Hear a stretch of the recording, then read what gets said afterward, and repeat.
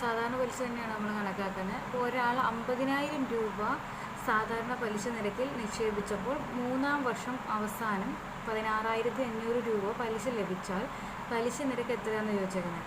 അപ്പോൾ ആദ്യം നിക്ഷേപിച്ചത് 50,000 രൂപ സാധാരണ പലിശയിലാണ് നിക്ഷേപിച്ചേക്കുന്നത്. അപ്പോൾ 3 വർഷം കഴിഞ്ഞിട്ടാണ് അദ്ദേഹം എന്ത് ചെയ്യുക, പലിശ മേടിച്ചിട്ടുള്ളത്. അപ്പോൾ 16,500 രൂപ 3 വർഷം കഴിഞ്ഞപ്പോൾ പലിശ കിട്ടിയിട്ടുണ്ട്.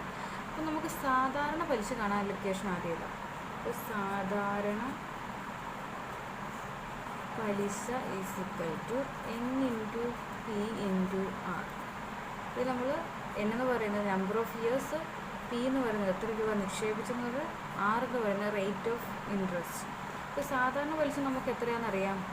സാധാരണ പലിശ ഇക്വൽ ടു 16,500 രൂപ എന്നറിയാം. അതുപോലെ തന്നെ പിന്നെന്തറിയാം, 3-ാമത്തെ വർഷം അതായത് N ഈസ് ഇക്വൽ ടു 3 എന്നറിയാം.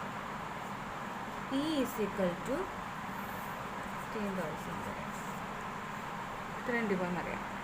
ഇനി നമുക്ക് ഈ ഈക്വേഷനിലേക്ക് ഇട്ട് കൊടുക്കാം.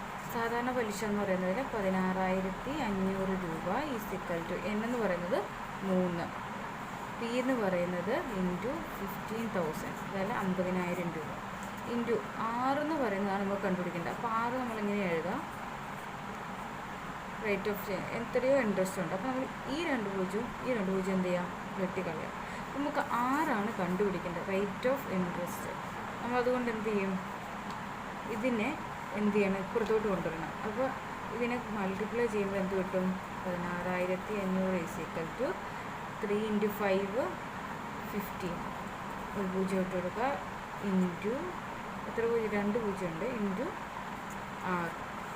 ഇനി 6ആണ് നമുക്ക് കണ്ടെത്തേണ്ടത്. So R is equal to ഇപ്പുറത്തോട്ട് കൊണ്ടുവരുമ്പോൾ 16,500 ഡിവൈഡഡ് ബൈ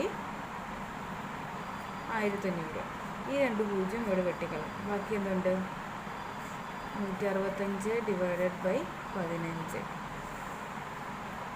ഇനി ഇതിൽ 5 കൊണ്ട് നമുക്ക് വെട്ടിക്കളയാൻ പറ്റും. സോ 5 കൊണ്ട് ഇവിടെ വെട്ടിക്കളയുമ്പോൾ 15-ൽ എത്ര 5 ഉണ്ട്, 15-ൽ എത്ര 5 ഉണ്ട്, 3. ഇവിടെയോ, ഇവിടെ എത്ര 5 ഉണ്ട്, 165-ൽ, ഇവിടെ 16-ൽ 3, ഇവിടുന്ന് 1 ഇങ്ങോട്ട് കൊടുക്കും, വീണ്ടും 3. സോ നമുക്ക് കിട്ടുന്ന എന്താണ്, 33 ഡിവൈഡഡ് ബൈ 3 ഈക്വൽ ടു 11. അപ്പോൾ നമ്മുടെ R ഈസ് ഈക്വൽ ടു എന്തെന്ന് എഴുതാം, 11%.